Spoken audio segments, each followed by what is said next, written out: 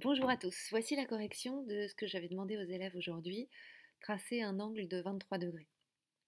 C'est une toute petite question. On avait déjà étudié pas mal les angles et en classe au collège, j'ai des élèves qui n'ont pas encore vu les angles.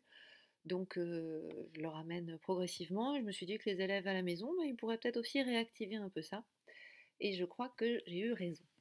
Alors, ici je vais commencer par tracer un angle de 23 degrés avec un de ces deux côtés qui va être vertical. Alors, je vais par exemple appeler le sommet de l'angle A, et donc là, je vais tracer une autre demi-droite, de sorte que l'angle formé par rapport à cette demi-droite d'origine A soit de 23 degrés. Alors, j'ai amené plusieurs matériels pour vous montrer. Je vais le mettre à l'endroit. Donc moi, celui que je conseille à mes élèves, c'est ce matériel-là, qu'on commande tous les ans à cette société parce que je trouve que c'est un excellent matériel qui permet de tracer des angles y compris de plus de 180 degrés. Il a une version d'ailleurs pour le lycée avec des radians.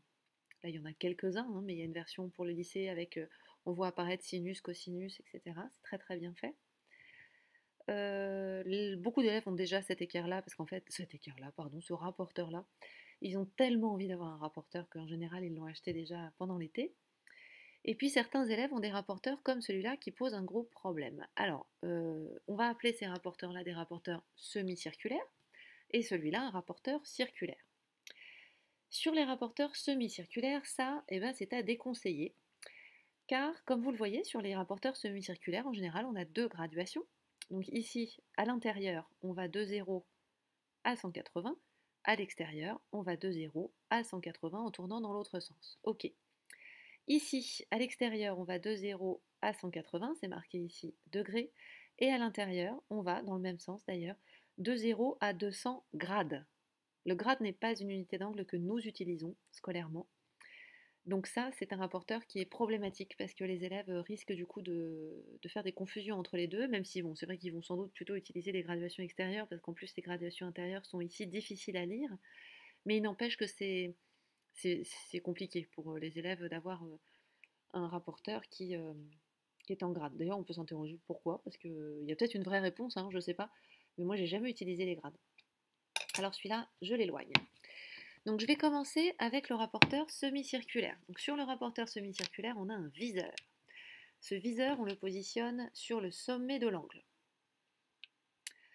Ensuite, on a des zéros qui indiquent en fait qu'on va se placer sur une des demi-droites. Alors j'ai deux possibilités. Soit je pivote de sorte que mon viseur soit bien sur le centre et ici que le 0 qui est intérieur soit bien aligné avec ma demi-droite, soit je me place dans l'autre sens. Si je me place dans ce sens-là, je fais bien attention à aller de 0 en traversant 10, 20, puis je dois aller à 23. Alors là, c'est pas évident 23 parce que c'est tout petit ces graduations-là. Mais en fait, je sais que le 20 ici est aligné avec l'autre graduation qui ne me concerne pas mais qui me permet d'avoir des sous-graduations. 1, 2, 3, ça me place ici. Bon, sinon, vous mettez là, puis 1, 2, 3, vous faites au mieux et hop, vous placez votre petit point. On vous en voudra pas trop si vous êtes trompé d'un degré. Même de 2 d'ailleurs. En général, quand vous vous trompez plutôt de beaucoup plus, parce que vous le prenez dans l'autre sens. De 180 moins l'angle que vous cherchez. Alors ici, je relie le sommet à la marque que j'avais faite, et j'ai ici un angle de 23 degrés. Je vous montre ce qui se serait passé si j'avais placé mon rapporteur dans l'autre sens. Donc je remets le centre du rapporteur sur le sommet de l'angle, et je pivote, j'effectue une rotation de centre A, de sorte que le 0, cette fois le 0 extérieur, soit le long de la demi-droite. 10, 20, 21, 22, 23, et hop,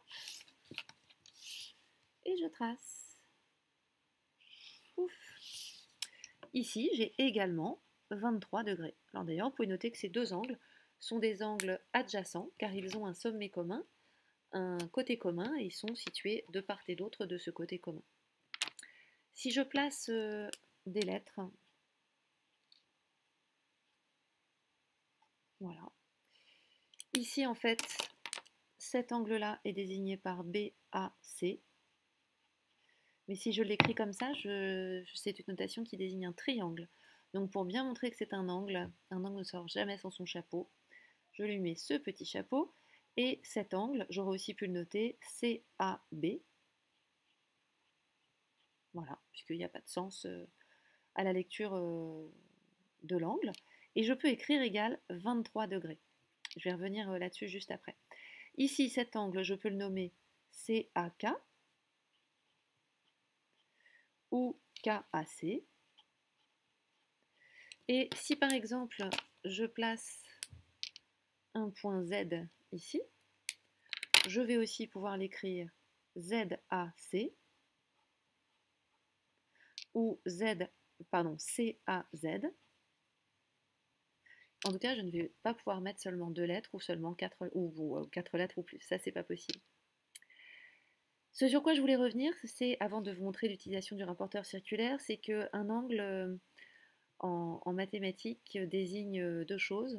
D'une part, il désigne l'objet géométrique, c'est-à-dire l'ensemble des points situés à l'intérieur, ici, entre ces deux demi-droites de même origine. Donc là, c'est un ensemble de points limité par deux demi-droites de même origine. Et en même temps, il mesure l'angle, justement. Il donne la mesure de l'angle. Donc c'est très particulier, un angle, parce que c'est en même temps un objet géométrique et une mesure. Et ça, ben, il n'y a pas beaucoup de cas en mathématiques où c'est le cas, puisqu'en général, on essaie quand même d'être très univoque. Et là, c'est pas le cas. Alors, je vous montre comment on fait avec le rapporteur circulaire. Donc ici, cette fois, je ne vais plus me placer à l'horizontale ou à la verticale. Excusez-moi, il y a un petit peu de bruit, parce qu'il y a des élèves qui font les ozos derrière. Enfin, qui font les ozos, qui sont contents d'avoir fini leur journée de cours. Donc ici, mon viseur, il est là. Alors, je vais placer le sommet de l'angle, je vais l'appeler P. Donc je place le sommet de l'angle sur le viseur, ou le viseur sur le sommet de l'angle plutôt d'ailleurs. Et puis, je vais placer le 0, hop, de sorte qu'il soit aligné avec cette demi-droite. Et là aussi, alors là, j'ai pas d'hésitation parce que j'ai qu'une seule graduation. Ça me donne 23 degrés. Je le place ici, puis hop, je relie comme dans l'autre cas, et j'ai ici 23 degrés. Voilà, je vais appeler ce point-là I et ce point-là F. Vous remarquerez d'ailleurs que je peux les placer où je veux sur la demi-droite, puisque une demi-droite est infinie. Et cet angle-là, c'est donc l'angle IPF ou l'angle FPI. Et je retrouve toujours la lettre qui désigne le sommet au milieu, au centre de comme lettre centrale de la notation. Voilà. Bientôt, je ferai une autre vidéo pour expliquer comment on mesure un angle, puisque là encore, je vais le faire avec certains élèves de mes groupes, et nous allons pouvoir retravailler ça. Bonne journée! Petit ajout, parce que j'avais oublié, et pourtant c'est pour ça que j'ai demandé 23 degrés, j'avais demandé aux élèves 23 degrés parce que c'est l'inclinaison de la Terre par rapport à son axe. Et ils ont appris ça en SVT cette semaine, et c'est pour ça que je voulais leur montrer. Même si à l'échelle de la Terre, évidemment, je ne sais pas si ça va leur parler beaucoup, mais l'angle, il reste quand même le même. La façon dont la Terre était inclinée par rapport à son axe de rotation. Parce qu'on a beaucoup parlé de climat, de saison, de jour et de nuit. Bon, voilà, voilà, l'inclinaison, la voilà. À bientôt!